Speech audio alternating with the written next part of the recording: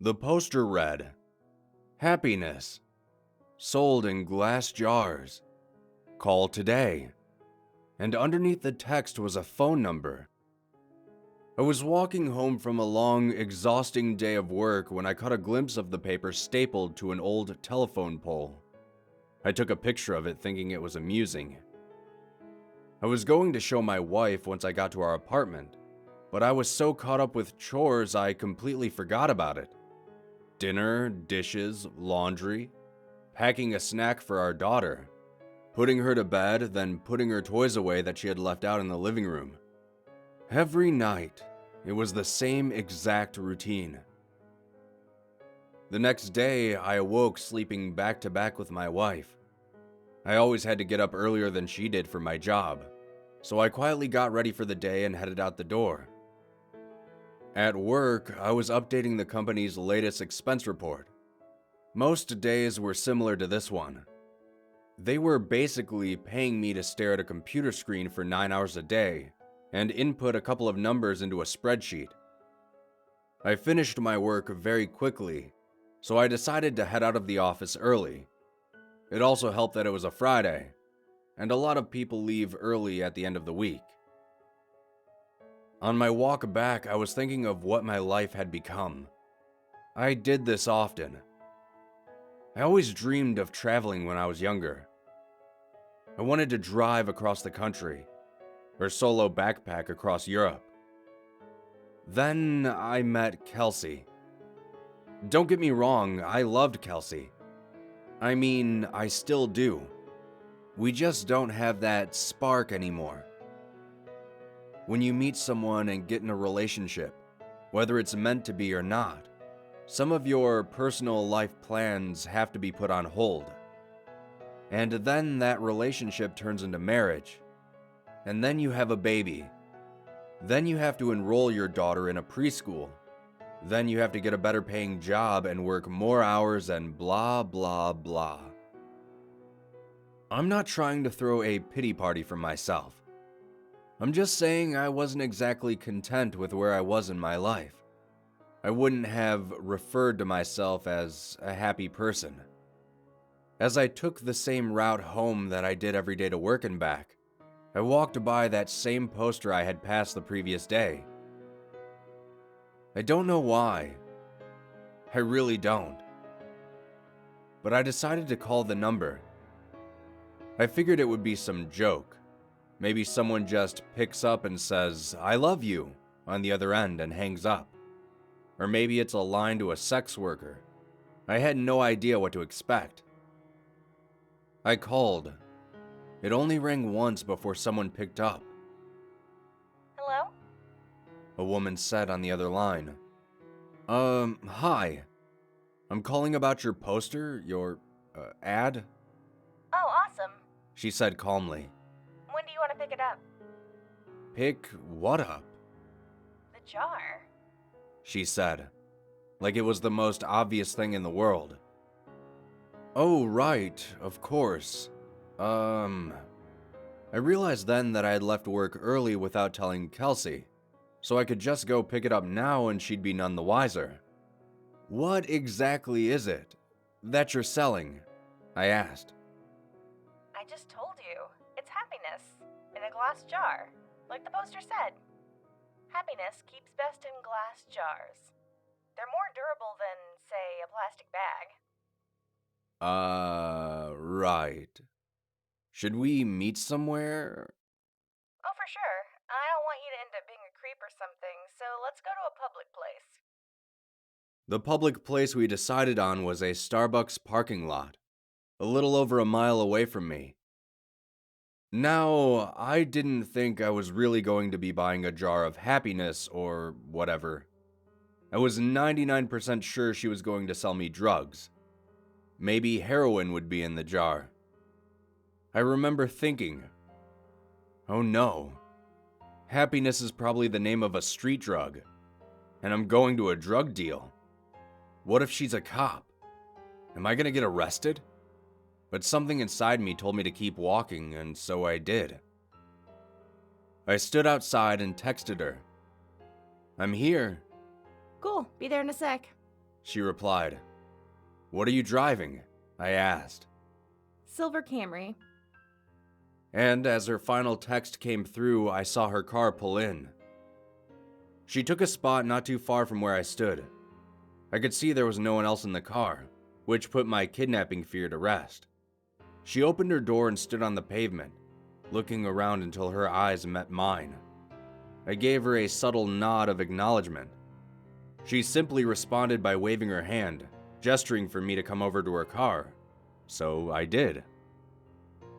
She was young, maybe mid-20s, with curly golden hair. Her skin was pale and contrasted with the all-black outfit she was wearing. I thought she looked like Glinda the Good Witch from The Wizard of Oz had put on the Wicked Witch's clothing. Nice day out, she said as a greeting. Oh yeah, hadn't really noticed it. You were the one that called about the jar, right? Yeah, that was me. Cool, well, here you go. She handed me a very small glass mason jar. It couldn't have been more than 2 inches tall. Inside of it was a light. Not a light bulb, just light. It was like someone bottled up sunshine. It glowed even in the mid-afternoon daylight. It looked like a tiny sun. I was admiring it with no attempt to hide the awe on my face. Pretty cool, isn't it? She said.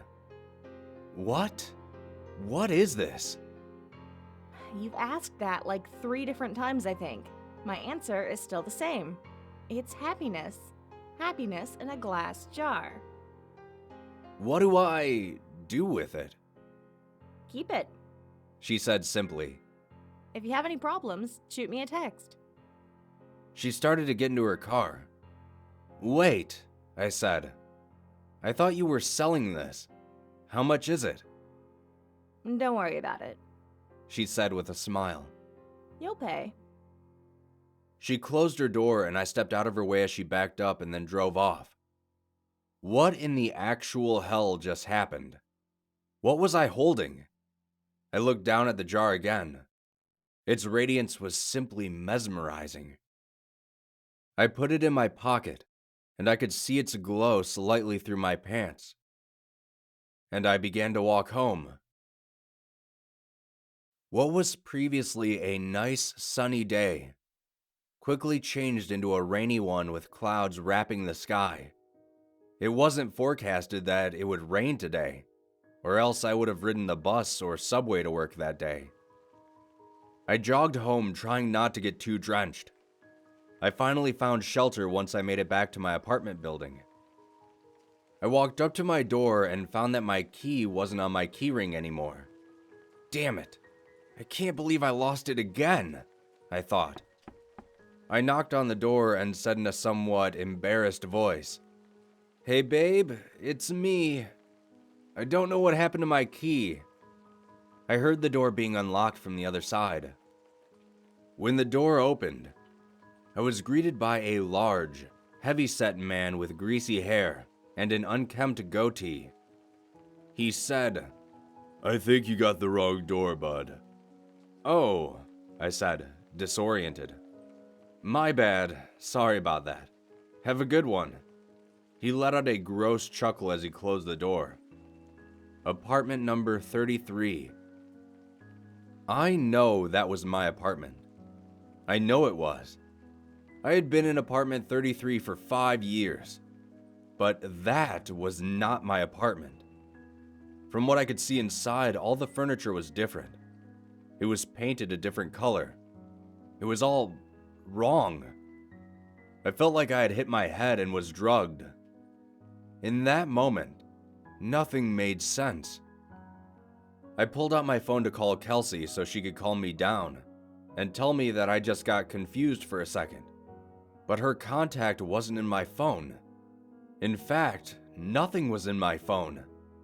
I had no messages with her, no previous calls, no pictures. It was like my phone reset to its factory settings. Did that girl somehow switch my phone out when I wasn't looking? I would have just dialed Kelsey's number manually, but I couldn't quite remember it. I had known it by heart before, but I just couldn't remember it. I needed to get back to the office. I had all my contacts backed up on my work computer. Since it was still raining, I hopped on the bus, which had a stop right in front of the apartment. I rode downtown towards my office, the whole time staring at my wet shoes, wondering what the hell was going on. We have a keycard access to our building, so only authorized personnel can get inside. I always keep my access card in my wallet, always. But, surprise, surprise, it wasn't there. I buzzed into the speaker we had for guests with appointments, or employees as a backup in case anyone lost or forgot their card. Hey, this is Tim. I guess I lost my card. My employee number is... I stopped, as I drew a blank. A voice came through the speaker. Tim, you got cut out there. What's your employee number? I can't remember. That's alright, bud. Just tell me your full name and department. Right. Finance. I'm in finance. My full name is Tim Brooks. Alright, 1 sec. About 30 seconds later, the man spoke to me again. We don't have any Tim Brooks working in this building. Did you have an appointment with someone? I backed up in surprise, almost tripping over my feet. I had just been in that office an hour or two ago. What was happening to me?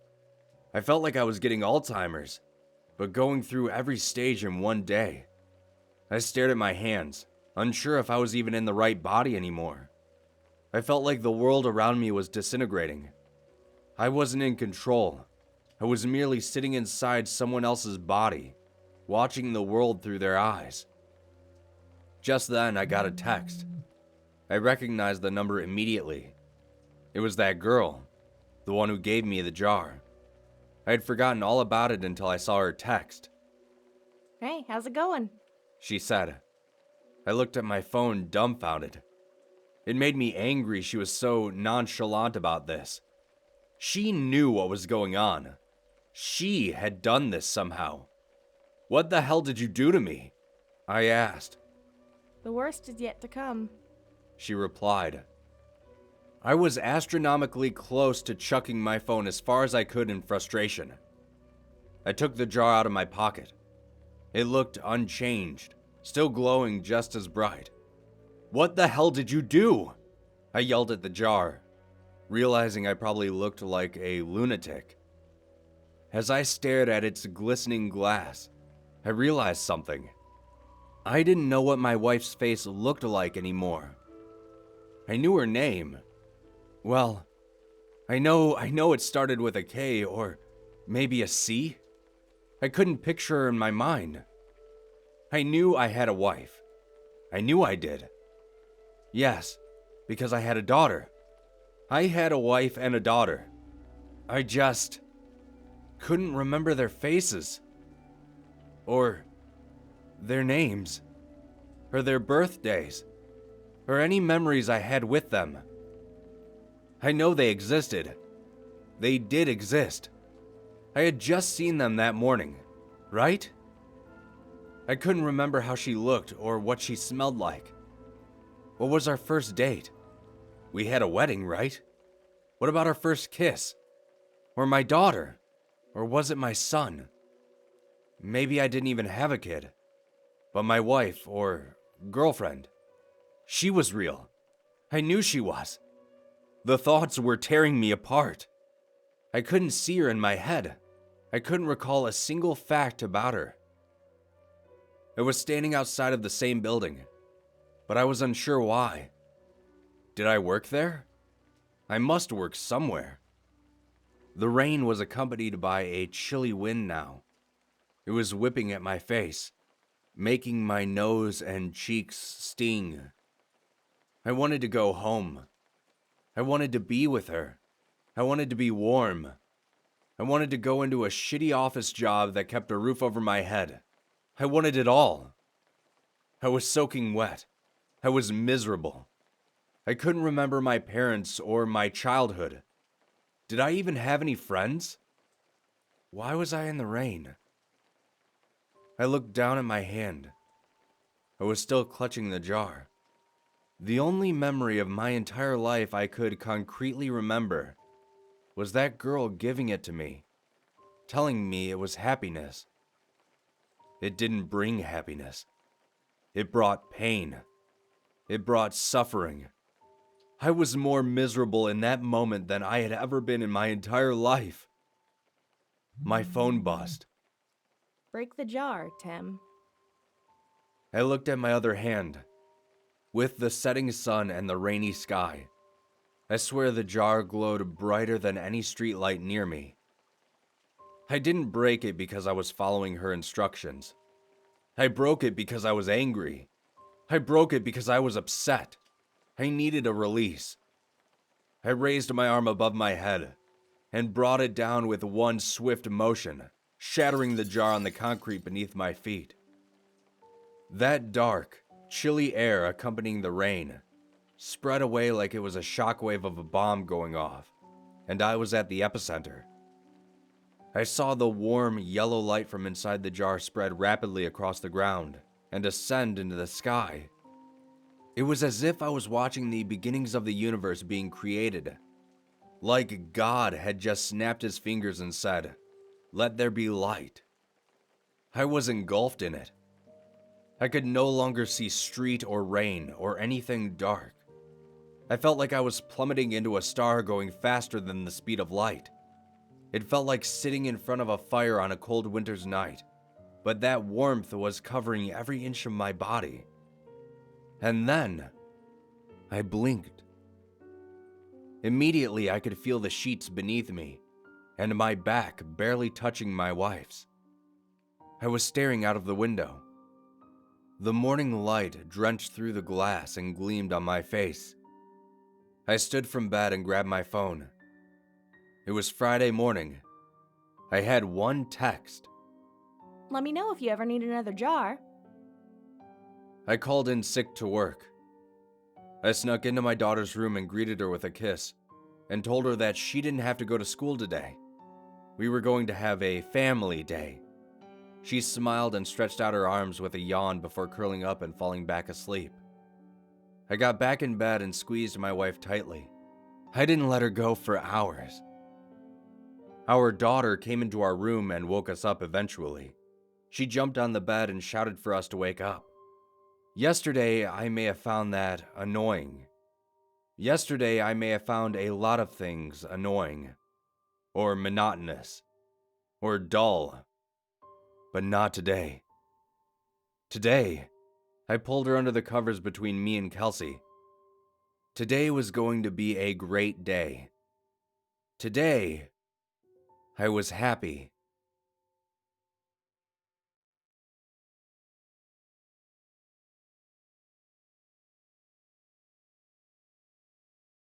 I remember the very first time I saw it. The monster in my closet. I was only a kid, maybe 5 or 6 years old. I had spent most of the night watching old horror films with my father. My mother protested me watching, but my father reasoned that the movies we were watching weren't even that scary. I remember confidently nodding in agreement with him. My mother just shook her head and told him that he'd have to put up with me if I get nightmares. He just shrugged and we continued watching. One of the films we were watching that night was Poltergeist. Not a particularly scary film for an adult, but to a child, it was horrifying. Some otherworldly creature that claws its way into our world and steals children away was terrifying to me. Especially the closet scene. Seeing that glowing monster appear made me cower in fear on the couch. My father took notice of my body language and with a sigh stopped the film. I tried to put on a brave face and told him that we could finish it, but he just told me it was time for bed. I tiredly got up from the couch and made my way to the bedroom. I quickly jumped into bed, pulling the covers towards my face. My father came in not long after and gave me a kiss goodnight. He shut off the light to my bedroom and quietly closed the door. I remember laying in the darkness of my room, the memories of the horror movie fresh in my mind. I felt my eyes wander around, looking at the shadowy shapes cast on my walls from the moonlight outside. The shadows danced off my jackets hanging on the wall, transforming into large claws grasping in the air. The shadows cast by my action figures on my dresser painted silhouettes around my room. As my eyes drifted from one shadowy monstrosity to the next, I felt my anxiety growing. I tried to remind myself that I was a big kid, that monsters weren't real. Then, my eyes locked on my closet door. It was slightly ajar, and I tried desperately to remember if I had opened it or not. As I stared, I watched as my closet door slowly began to open. I instinctively shut my eyes, trying to wish away what I had just seen. I waited for a minute or two, shaking underneath my covers with my eyes shut. I cracked one open and I saw it. A face, peering out from my cracked closet door. It was low to the ground and tilted to the side. It looked like it was twitching. In a fraction of a second, I screamed as loud as I could. I probably woke up the entire neighborhood. The next thing I knew, my bedroom light was on and my dad was rushing over to me. I told him that I saw something in my closet and he just shook his head. He walked over to it and opened the door fully. The entire inside of my closet was empty. Messy, but empty. I tried to convince my dad that what I saw was real, but he wouldn't listen. He told me to go to sleep and to not make him come back in here again. As he left, I asked if he could leave the light on and he obliged. I didn't see that face for the remainder of the night. That was the first time I saw it, the creature in my closet. But it wouldn't be the last. Around 10 years later, I had long since forgotten that night. I remembered watching horror movies with my dad, but the events after seemed to have evaporated from my mind. I was sitting in my room watching mindless TV one Saturday night when I felt eyes on me. In an instant, that feeling I felt when I was a kid rushed back, and I once again snapped my eyes over to my closet. The door was shut, but I could feel as if something was on the other side, waiting. I stood up from my bed and quickly turned the light on. Almost instantly, that feeling vanished and I could feel an exasperated breath leave my lungs. I walked over to my closet, cracking the door slightly to peek inside. Nothing was there, just like before. I decided it would be best to go to sleep with the light on just in case, and I got ready for bed. A few hours after I dozed off, I was stirred from my sleep. I'm not sure why, but something was telling me to wake up immediately. When I finally rubbed the sleep from my eyes, I noticed something different. It was my bedroom light. It was turned off. My parents must have noticed that I had left it on and shut it off after I went to bed. I quickly sat up and looked around. My closet door was open again. I wanted to get up from my bed and shut the door as fast as I could, but before I could even move, I saw something start to appear from behind it. A hand like ink began to spread around the edge of the door. The door creaked as it was gently pushed open. Then, that same head I had seen all those years ago slowly peeked out. The memories from that night poured into my head like a tap. I could feel my pulse quicken as the door opened more and more.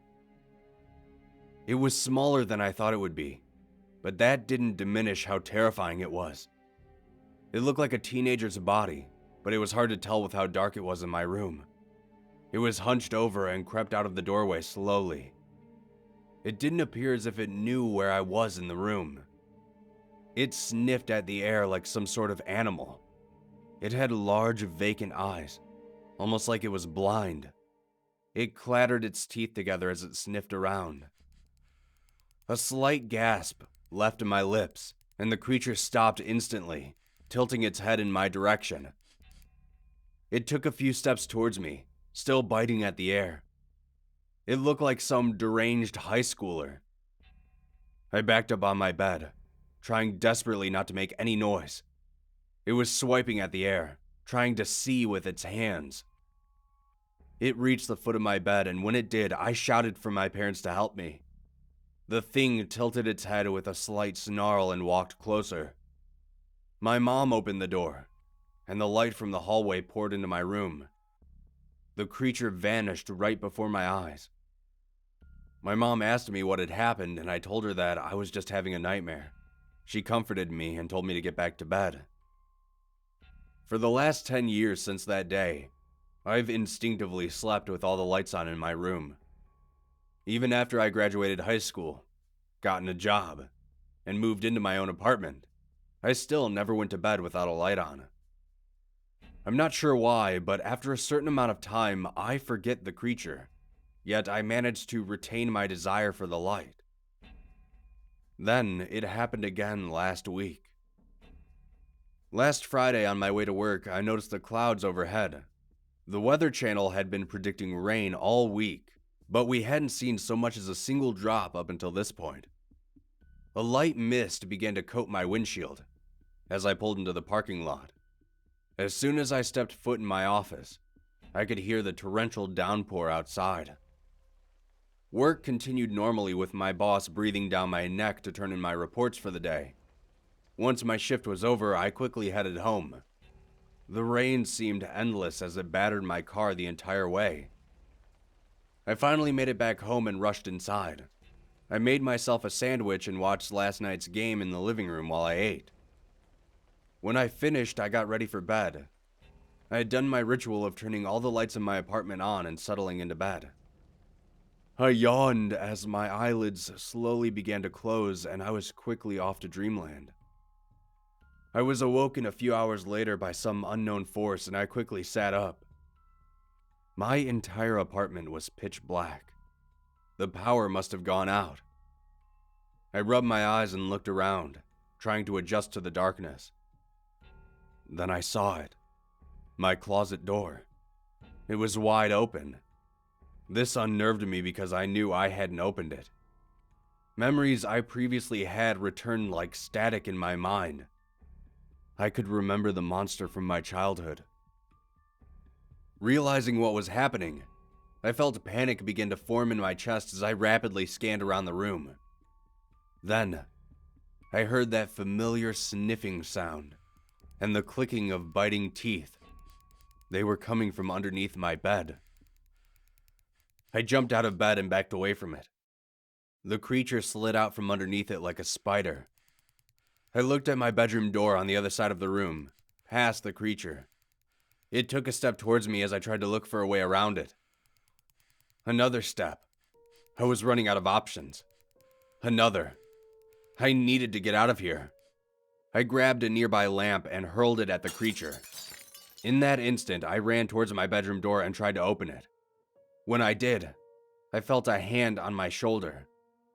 The creature was right behind me now. It wrapped its hands around my head and pulled me backwards. I stumbled but tried to regain my balance. It began clawing at my eyes and face. I rocked from side to side and managed to free myself from its grasp. It wheezed and gasped as I did so. I got up, dashing down my hallway to my front door. I could hear its sniffling, biting sound as it approached quickly from behind me. I turned to look back as I struggled to unlock my front door.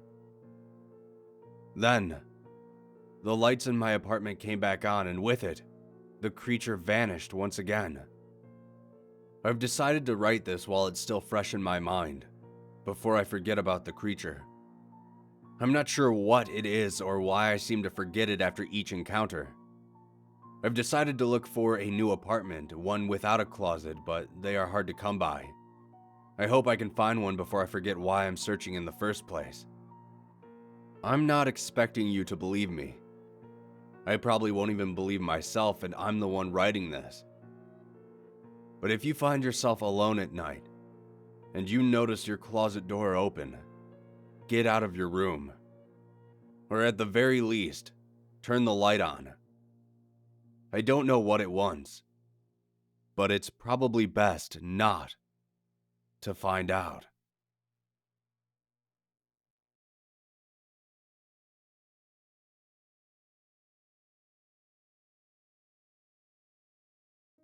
I was driving through Kansas on my way home after visiting my parents.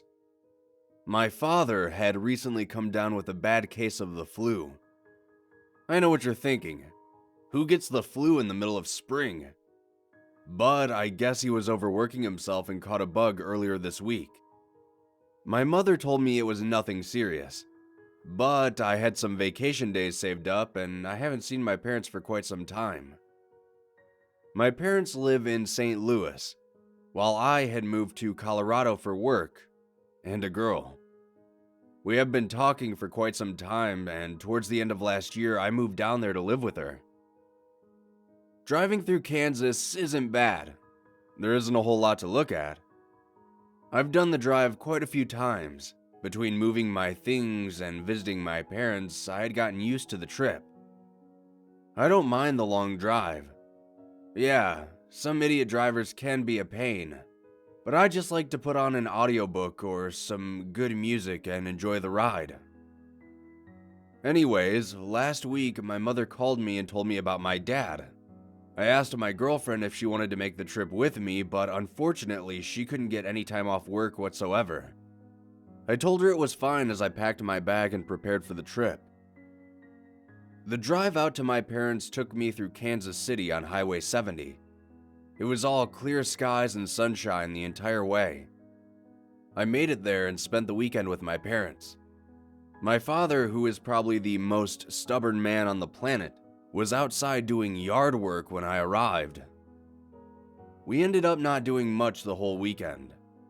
I fixed my mother's PC for the 12th time, and then my dad and I watched sports while he rested.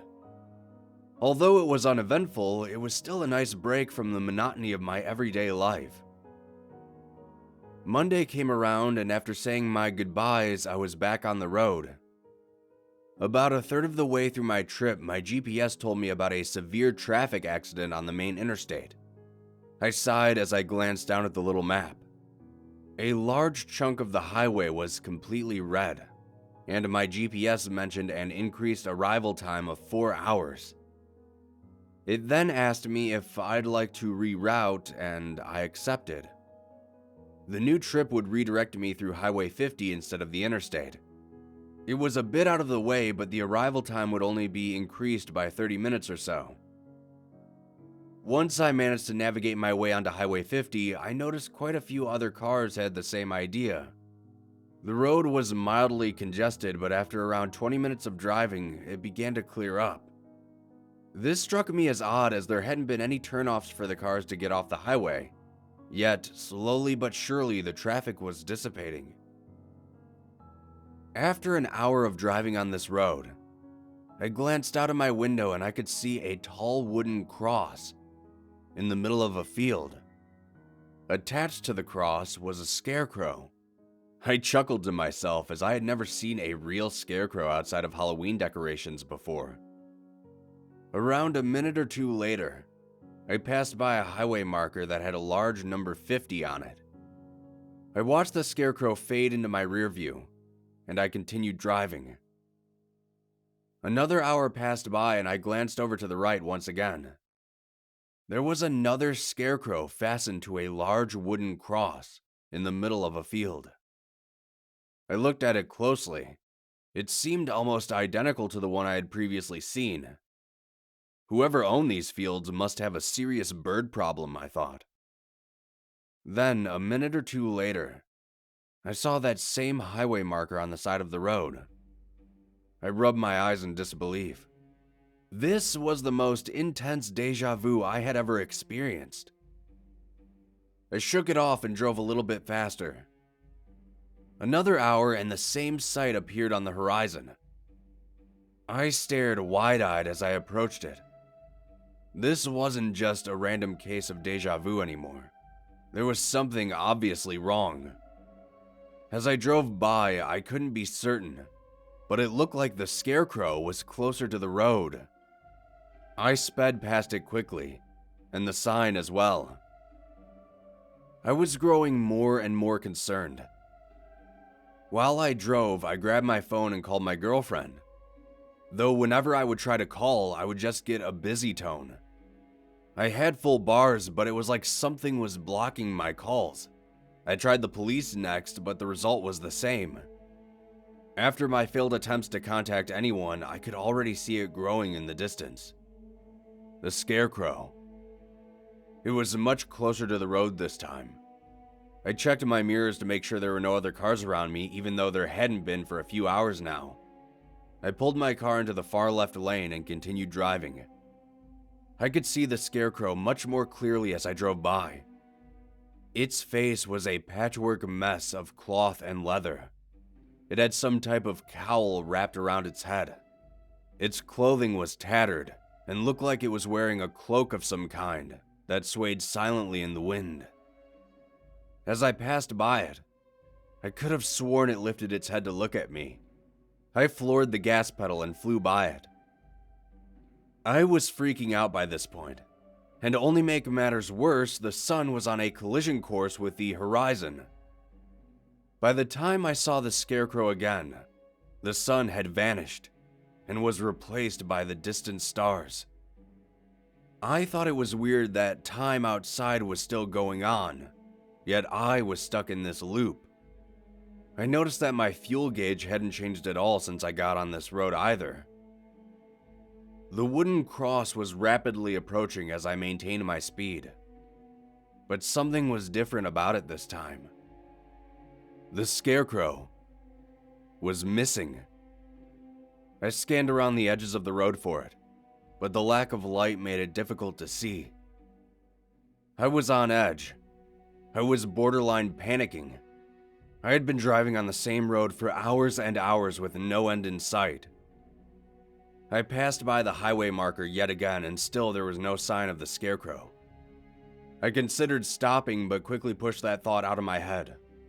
After the thought left my mind, I was mentally preparing myself for yet another trip past the scarecrow. Then I saw it. The wooden cross. It was no longer on the side of the road, but it was now standing directly in the center of it. I slowed my car down to a crawl as I approached. I wanted to blow right past it, but I didn't want to risk an accident. As I got closer, my car began to make strange noises. Something under the hood was banging together. It sounded like a bucket being thrown against a wall. My car died right in front of the looming wooden cross, yet there was still no sign of the scarecrow. I looked around and double-checked that my doors were locked. Then I heard something ominous. There was a tapping on the roof of my car. I could feel a bead of sweat run down from my temple as I white-knuckled my steering wheel. A shadow out of the corner of my eye drew my attention. Fingers crawling down my window appeared from above. I leaned away from my window as much as I could. The clothed face slowly started to appear on the other side of the glass. Fog spread across my window every time that it breathed. It then began tapping on the glass. I wasn't sure what to do. I was basically trapped within my own car.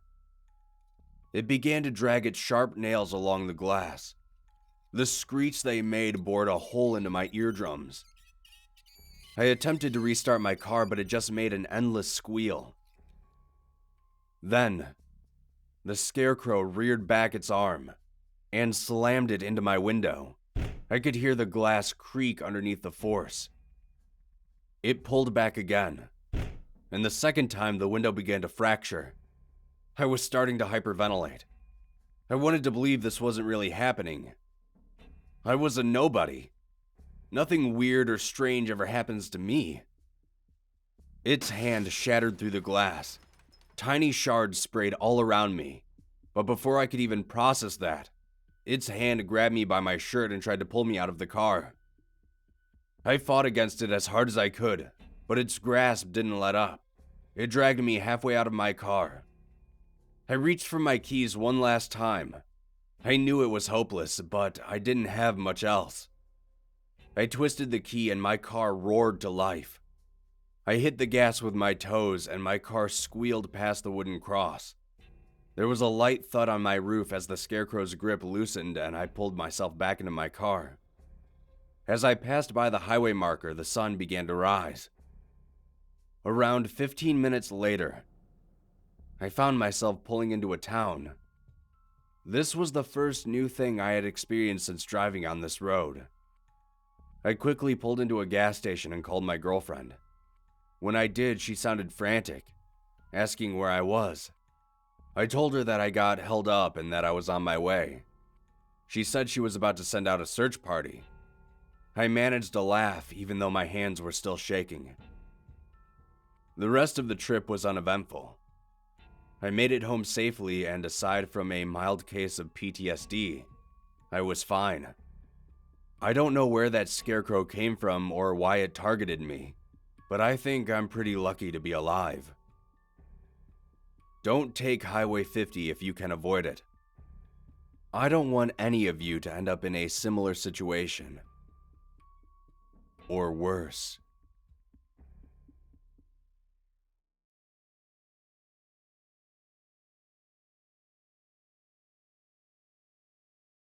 It wasn't long after I moved into my brand new house that I heard a peculiar noise emanating from somewhere within. I had just finished unpacking the final box after the move and was standing in my kitchen sipping a beer when I heard it. It sounded like crying. It was such a soft sound that had I been doing anything other than standing motionless in my kitchen, I probably wouldn't have heard it. My first thought was that maybe there was someone outside my kitchen window, someone who had gotten hurt. I took a few steps and peeked through the curtain. I couldn't see anyone, though the way my kitchen window is angled, it's hard to see anything at all. I set my glass down and wandered outside.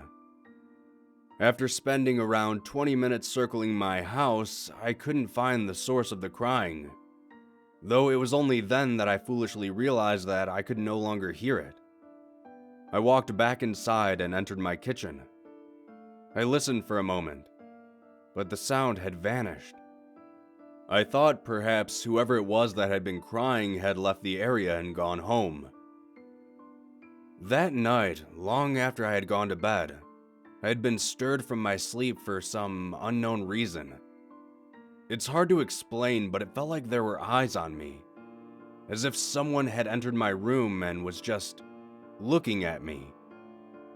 I sat up in bed and gazed around, expecting to see a set of eyes looking back at me, though I saw nothing.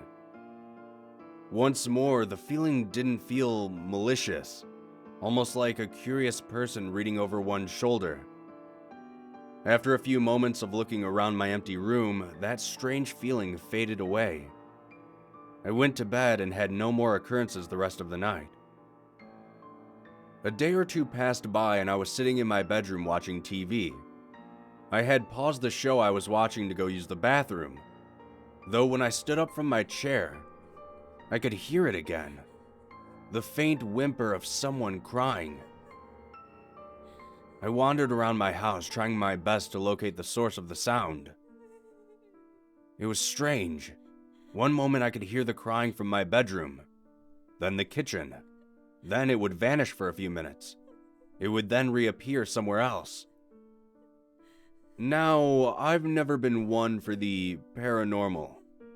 Not that there's anything wrong with believing in that stuff, it's just I had never personally experienced anything like it before.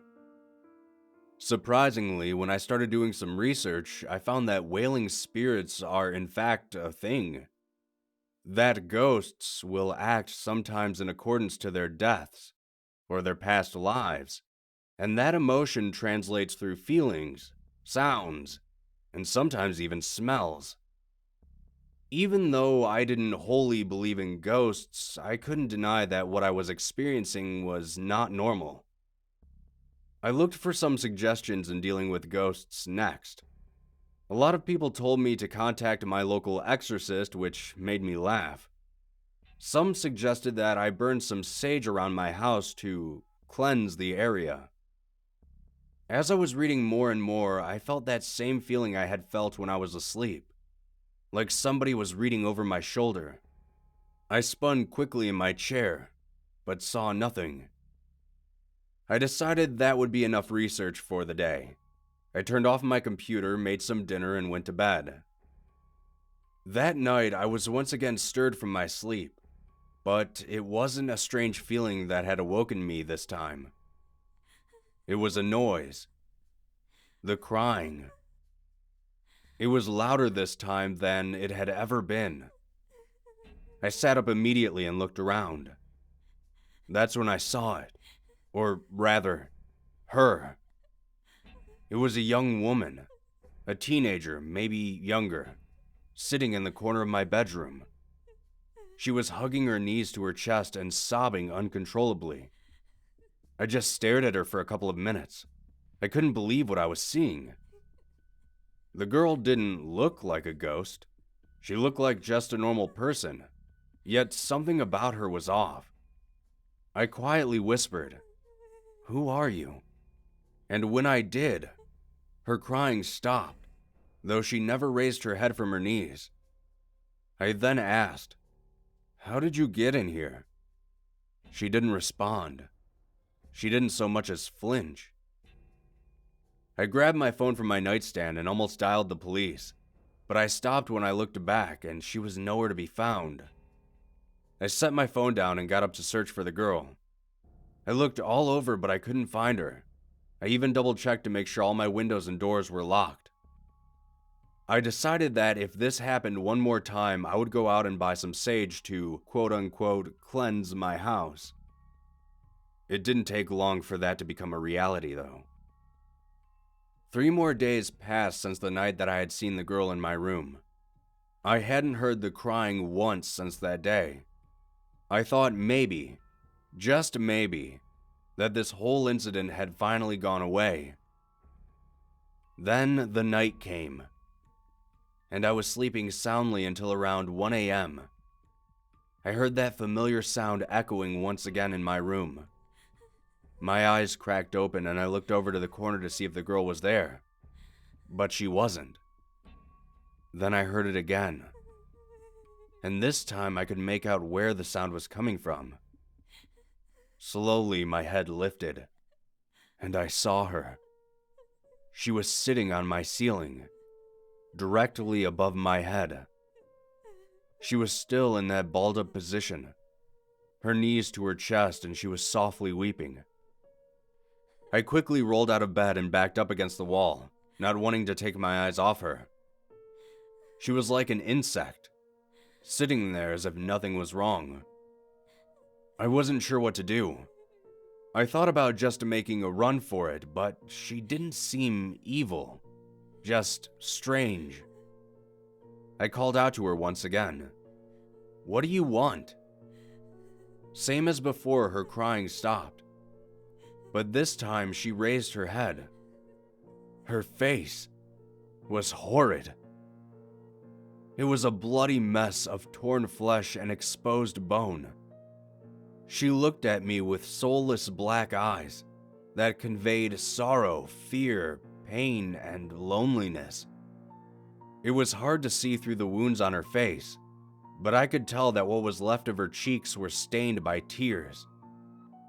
I asked her once again, "What are you doing here?"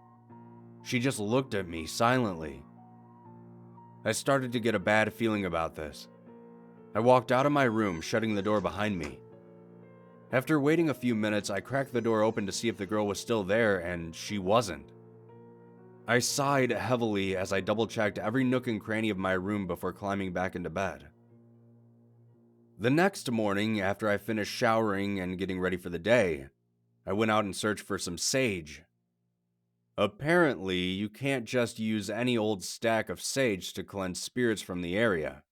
It must be a specific assortment of dried herbs bundled together.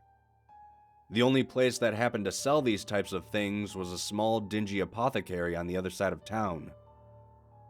The store itself was relatively normal aside from the shopkeeper. It was an older woman. She had long gray hair down to her knees. As I was purchasing the bundle, she made a passing remark about using some of these for her late husband. I was still on edge from the previous night, so I only managed a half smile and a nod. Just before I exited the shop, the old woman said to me, "Goodbye." But it didn't feel like she was talking to me. I pushed the interaction out of my mind, got in my car, and headed home. Not long after I entered my house, I retrieved the sage bundle. I ignited it with a match and let it smolder. I walked from room to room, letting the smoke plume and dissipate. After about an hour, I had cleansed each room of my house. I think. To be honest, I didn't feel any different. I just hoped everything would be over with and that I could get on with living my normal life. Then, that night, something happened. I was laying in bed, unable to fall asleep. Something felt wrong in my house. I laid there staring at the clock, watching the minutes turn into hours. I hadn't heard a single whimper from the girl, yet I couldn't figure out why I had a sinking feeling in my stomach.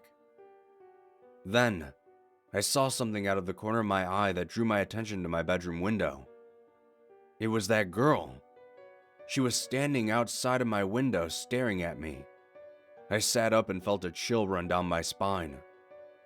I thought I had cleansed her from this place. I stood from my bed and took a few steps towards the window. The girl's face was back to normal. No cuts, no gashes, no bone. Just a plain young woman's face. She opened her mouth and fog began to appear on the outside of my window. She gently raised a finger to the glass and wrote a message backwards so I could read it. "It's inside. Run." Suddenly, I heard my bedroom door creak open behind me. I felt my entire body lock up at that point. Previously, when the girl was here, it was more strange than scary.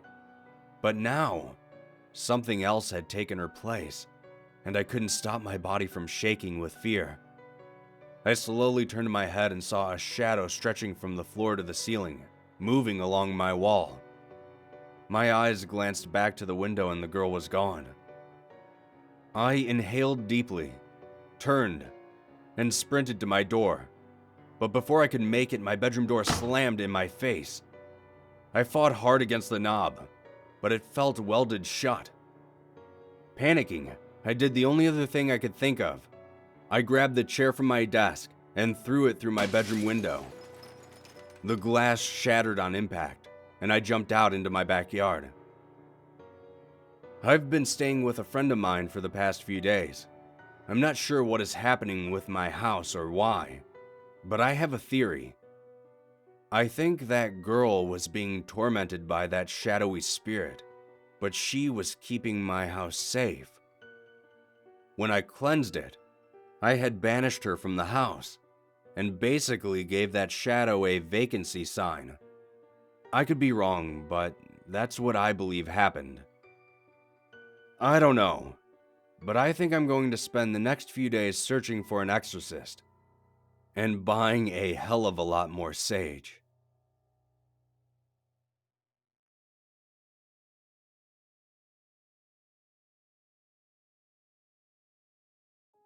My family wasn't a close one, to say the least. It's been like that for as long as I could remember. My father was a factory man, always at work, and as a result, I rarely saw him. It wasn't his fault, and I don't blame him in the slightest. I know now that he was just doing his best to provide for his family. My mother worked as well, albeit not as much as my dad. She was a cosmetologist, and she worked the morning shift during the week. She'd be home in time to cook my brother and I dinner in the evenings, but that was about it. That leaves my brother Michael. Michael and I were never very close from the beginning. He was born a few years before me, and as a result, we never really connected. Michael always seemed to have other interests. While I was playing with Legos and action figures, he'd be watching sports in the living room. Whenever I'd ask him if he wanted to play, he'd just brush me off. Then, as I grew older, I began to watch more TV while he was off chasing girls. It always seemed like I was 2 steps behind my older brother. I'd often ask him if he wanted to hang out, but not many older brothers want to hang out with their siblings. We grew more and more distant over time. He graduated and went off to college while I had just started high school. By the time I was finished, he had already gotten his bachelor's degree and had moved himself into an apartment. Over time, we saw less and less of each other. Our parents got a divorce before I went off to college, and that made an even larger rift between our family. Though by that point, I was already focusing more on my own life rather than Michael's. During my time at college, I met the most amazing girl in the world. We started dating, and shortly after college, we both moved in together. The last time I saw my brother was when our father passed away. He had been ill for some time, and his condition was slowly deteriorating.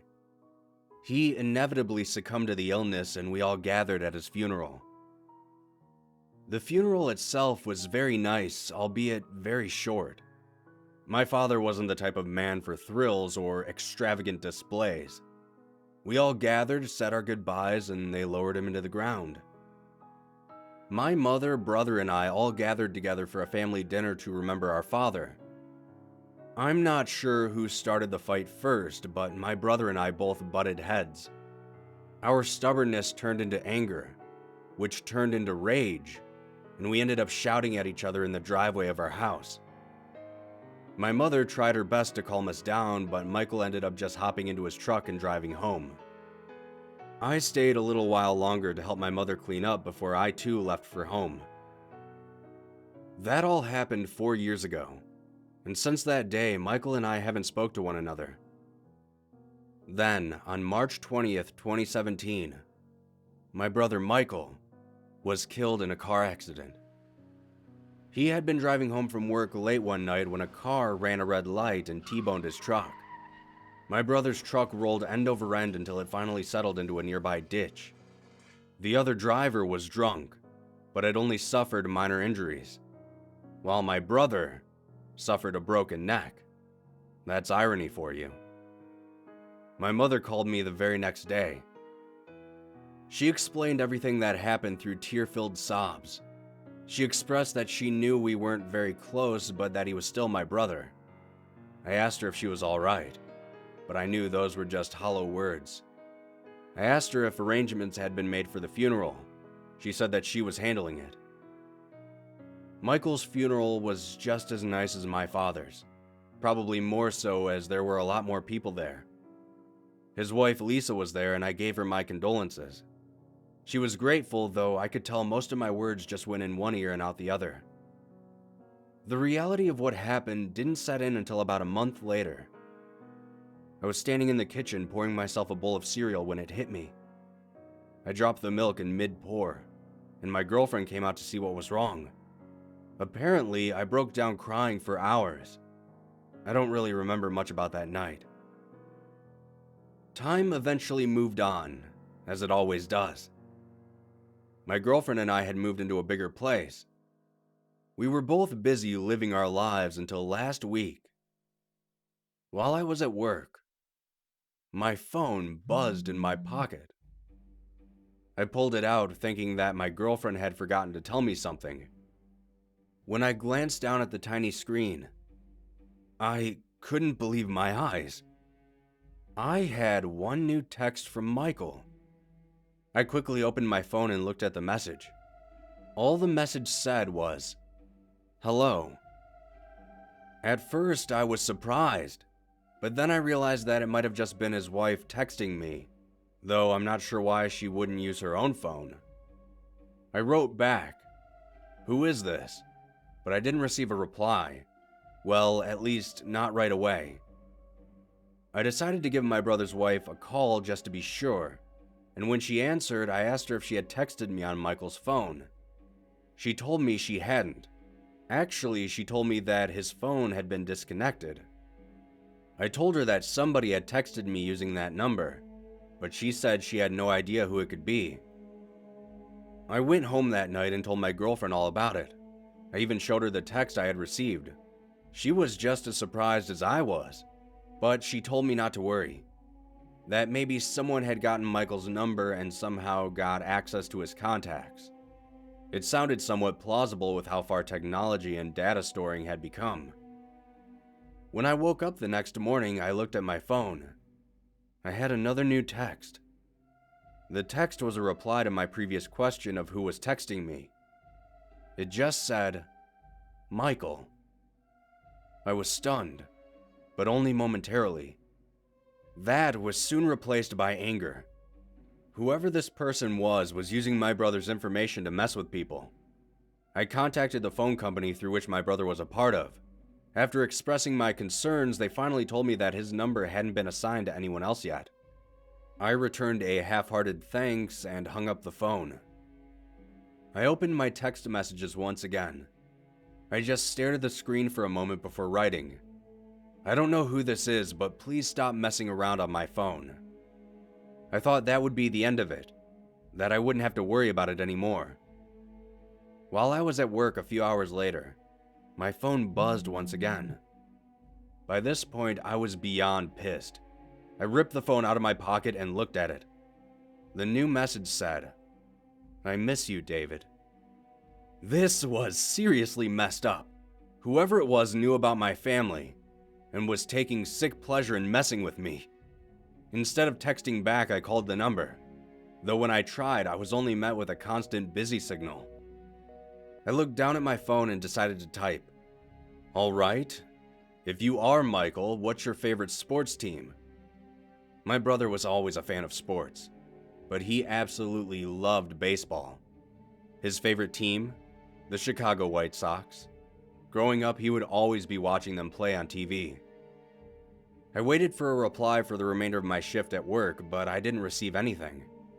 I wasn't sure what to make of this whole situation, so I just tried my best not to think about it.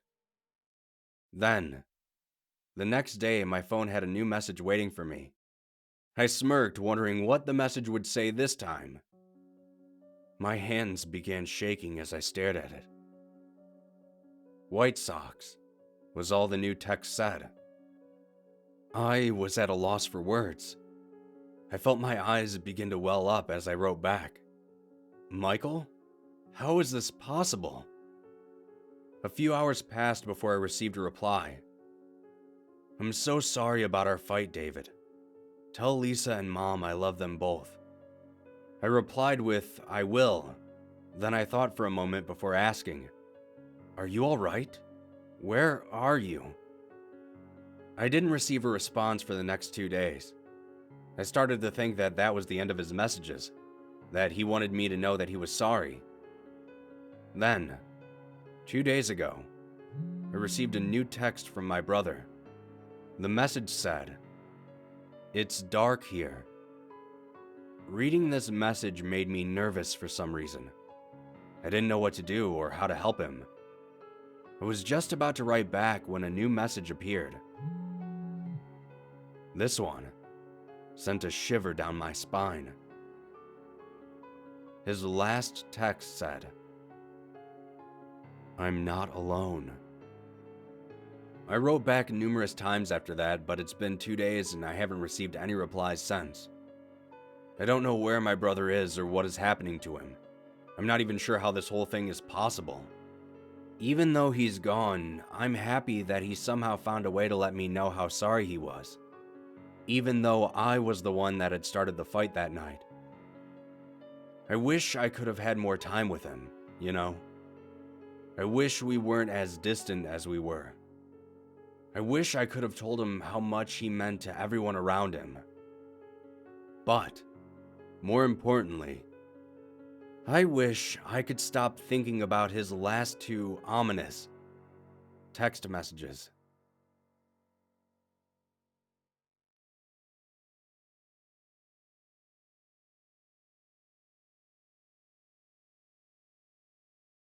Victory Lake is one of those strange places in the world where mysterious things tend to happen. My father first told me about the lake when I was around 10 years old or so. We had been driving down the road when I glanced out of the window and saw the sprawling waves dancing in the distance. As I stared at it, I asked my father if he would ever take me fishing out on the lake. He chuckled as we drove by it. Never, he said with a smile. It was such an odd response even towards a child, and I returned a confused look. We don't go to Victory Lake, he said, almost sounding aloof. But why not? I inquired. My father sighed, finally letting go of that happy-go-lucky demeanor of his. Look, son, bad things happen up at Victory Lake, he said. I could see the apprehension on his face as if he knew what I was about to ask him next. Oh yeah? Like what? My inquisitive mind always seemed to be a pain in my dad's backside. He paused briefly before saying, There's a monster that lives in the lake, and it'll eat you if you get too close. Hearing this put an end to my questions.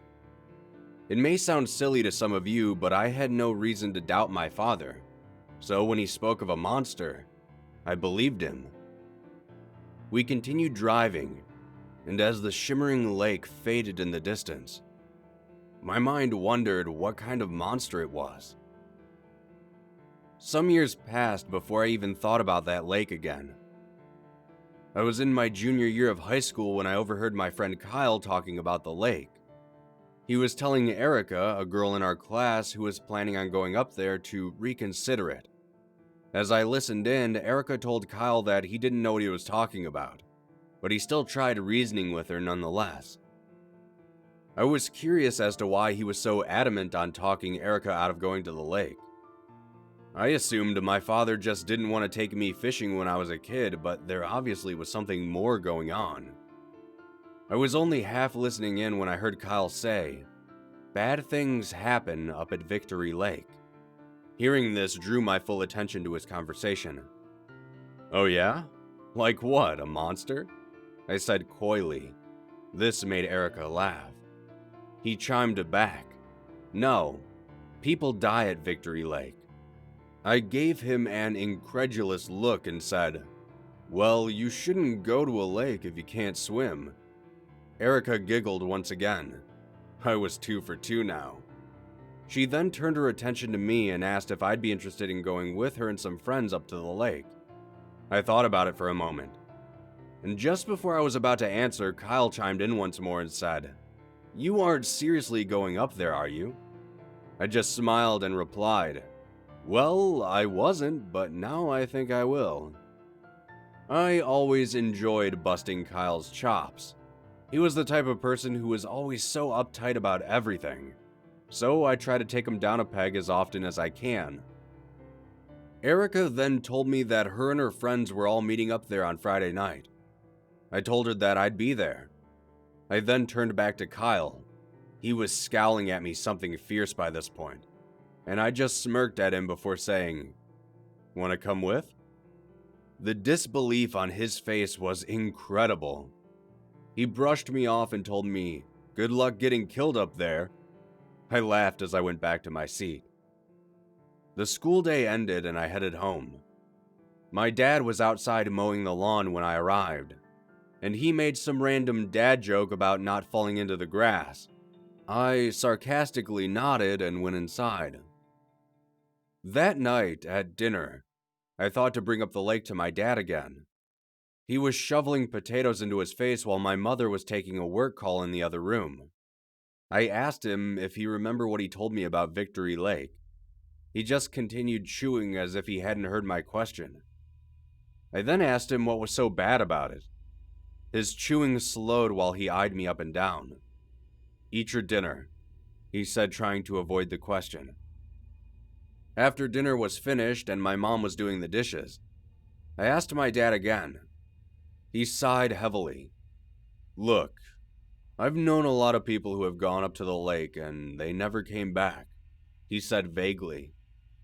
I was still confused about the whole situation. "What do you mean? They just left?"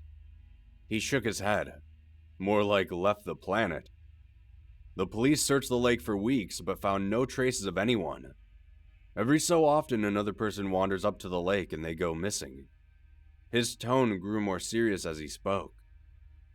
I thought it was odd that the adults seemed to know all about this lake and how dangerous it was. I asked if he had ever gone up there before himself, and he just shook his head.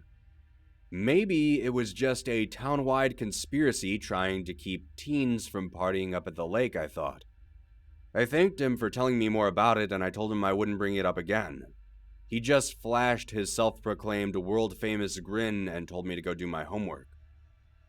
A few days passed, and I was doing my best to butter up my dad so that he would let me use the car on Friday. I had done a lot of the yard work and did all my chores perfectly.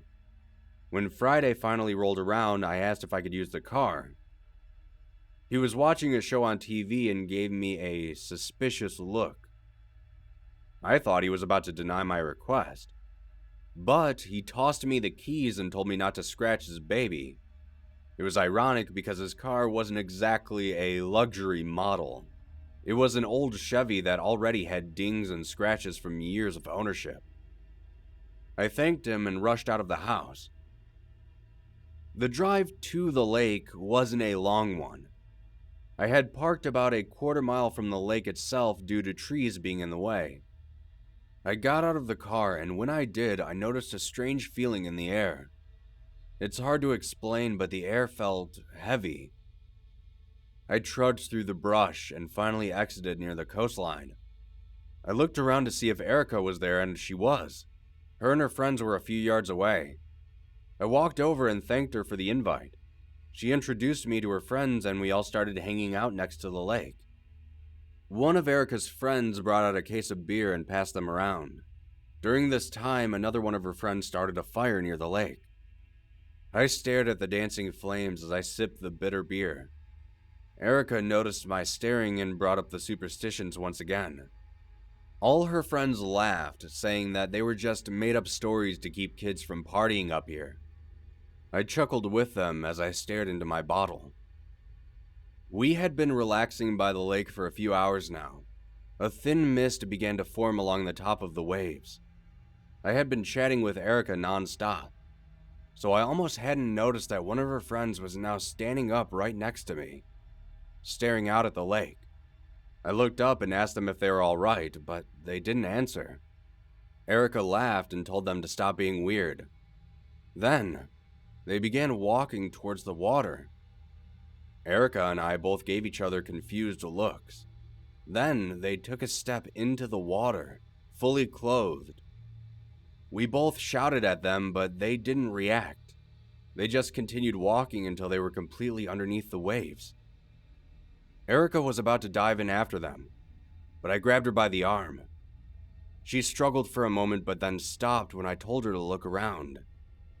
All of her friends we had come here with were all standing up in random parts along the coast. They were all motionless, silently staring out at the lake, like statues. One by one, they began walking towards the water. We ran up to them, trying to snap them out of it, but they just walked past us as if we weren't even there. Then I heard it. A voice, like a whisper coming from the lake. It was beckoning me to follow it. It sounded nice. I tried to shake the voice from my head and looked to my left.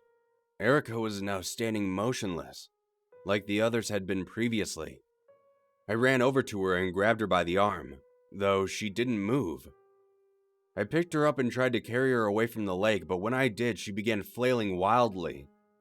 I had only gotten a yard or two away before I had to set her back down.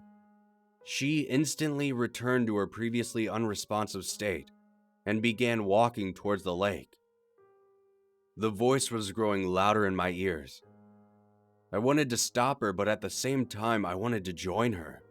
I felt my body start to become weak. Just before I lost all control of myself, I heard a voice screaming in my ear. It was Kyle. He was asking me for help with Erica. I ran over and helped him pick her up, and we carried her back to our cars. As we were walking, I looked back at the lake once again and saw the water rippling slightly. The police came and questioned us over the next few days. They asked us if we knew the whereabouts of the other missing kids. All we told them was that they went up to Victory Lake. When they heard this, grim expressions befell the officers, but they told us not to worry and to stay away from the lake. Erica had been out of school for a few days. After going through all that, I don't really blame her. I asked Kyle why he even showed up that night, and he just said that he had a bad feeling. Since that night, I've stopped picking on Kyle. After all, he did save our lives. A couple weeks had passed, and we all found out that the police searched the entire lake again, yet found no traces of any bodies within. I have no idea what happened to the others, the ones who walked into the water. I can't help but think about what my father had said about Victory Lake, that there was a monster living in it. I think he was wrong. There is no monster living in the lake. I think the lake is the monster. He was correct about one thing, though. Bad things do happen up at Victory Lake.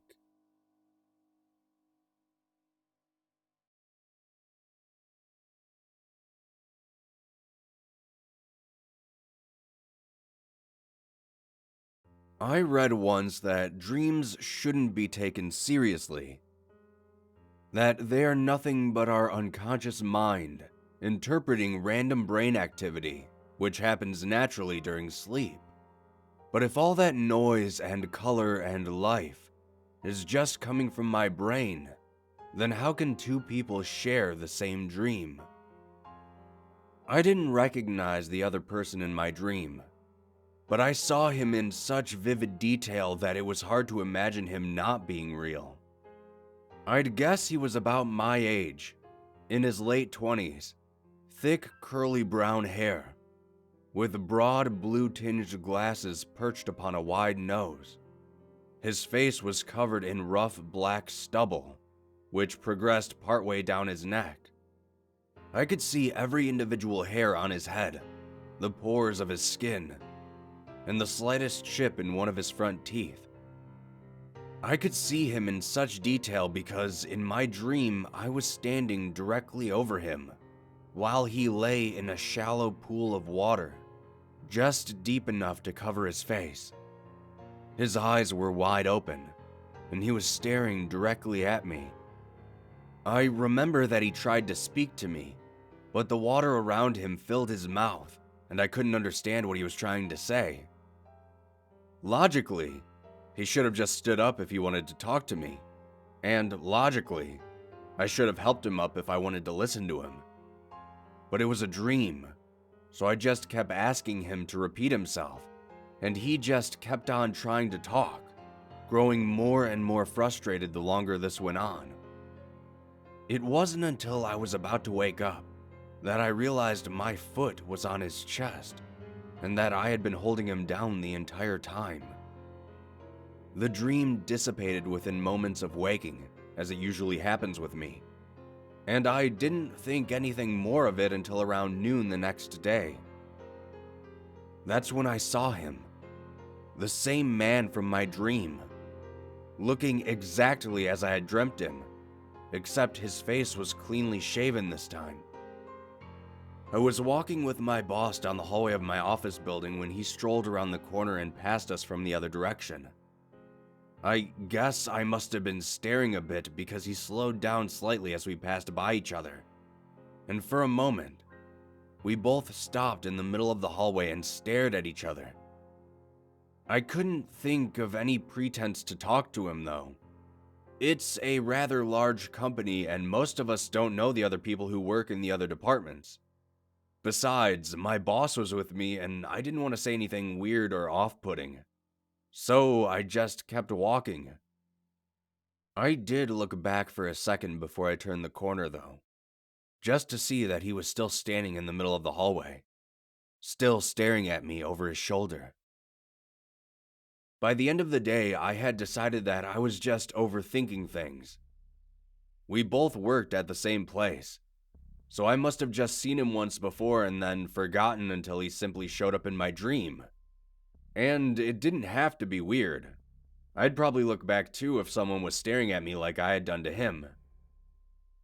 Fast forward to the next night, when I had the same exact dream. Only this time he was cleanly shaven, just like I had seen him last. He wasn't as calm this time either. He must have remembered that I was holding him down because he started thrashing in the water almost immediately. The water boiled and churned with the energy of his gargled shouting. I was afraid. I was afraid that if he got up, he would attack me. So I did the only thing I could think of, and that was to hold him down more. I held him down and I waited for what seemed like hours until his violent motions finally subsided. By the end of the dream, he wasn't trying to talk or move anymore. And when I woke up, I could still remember the sullen, angry glare upon his face. I was almost afraid to go into work the next day. It took an extra long shower that morning just to help me convince myself that I was being stupid. I usually have a pretty precisely timed morning routine, so that shower was enough to ensure I was late for work. My boss is usually quite chill, and my tardiness wouldn't have been that big an issue if it weren't for the guy waiting for me. I didn't see him until he rapped on my driver's side window with his knuckle shortly after I parked. We stared at each other through the window, which felt chillingly reminiscent of the thin layer of water which divided us in my dream. The same sullen glare. The same instinct that he was going to attack me the moment we stood on equal footing. But of course, this was the real world, and I had already spent the whole morning convincing myself how stupid this whole situation was. So I took a deep breath and I rolled the window down. "Yes?" I asked him, trying to play cool. "Do I know you? Why didn't you let me get up?" He asked me without the slightest pretense. "I was drowning, and you knew I wanted to get out of there. So why were you holding me down?" I couldn't decide whether to acknowledge that I knew what he was talking about or not. I wanted to tell him that it was just a dream, that I was scared, worried, that it was somehow his fault for being underwater in the first place. I must have panicked though, because the only thing that came out of my mouth was, "I don't know what the hell you're talking about." I tried to open my car door to get out, but the second it started to open, he slammed it shut again. His face was becoming bright and flushed. He looked equally capable of screaming at me or bursting into tears at any moment. "How does it feel, huh? Being trapped?" he shouted at me. I tried opening the door again, but it was my arm against his entire body weight leaning against my car, and though I struggled, I couldn't budge him. "I was drowning. I don't care why you were doing it. I just want to hear you say it. I want you to admit that you were doing it to me." "You're insane," I shouted back at him. "Get away from my car." I started to roll up my window. I wouldn't have to admit it if I could just wait him out. Sooner or later, someone else would come through the parking lot and they'd help me. They'd call security and he'd be dragged away. Or fired. I didn't care what happened to him, to be honest. Just so long as I didn't have to admit that I knew what he was talking about. His arm lashed out to block the rapidly closing window and he snatched at me. I just kept closing the window until it caught his arm, preventing him from getting at me. I figured he'd retreat at the last second, but he didn't. His arm was pinned by the rising glass and his face kept growing redder and redder. He started yelling and cursing and then I began yelling back, demanding he pull his arm out of there even though I knew it must have been pinned. He wanted me to open the window again, but I didn't because I knew he'd grab me the second he had space to move. I was freaking out, and the only thing I could think to do was to keep holding the button down, putting more and more pressure on his arm until, all at once, the window shattered. 1,000 cracks and fractures appearing from nowhere. He screamed and ripped his arm away. and the whole entire window bent and wrenched free with him. A second later, we were staring at each other through the now opened window. Him red-faced and snarling, and me terrified out of my mind. I quickly put my car into reverse and lurched out of the parking spot, not looking back until I was out onto the street. He wasn't chasing after me or anything. Thank God. But I could still see him in the rearview mirror. I left him and my broken window in that parking lot and drove straight home. When I arrived, I called my boss to tell him that I wouldn't be coming in that day. I've been pacing around my room ever since I got home, unsure how I can ever go back to work and face him again. I'm seriously considering quitting my job, but I don't think that will even help. Because, whatever I do, I can't erase the last thing he shouted after me as I pulled out of the parking lot. I'll be seeing you tonight.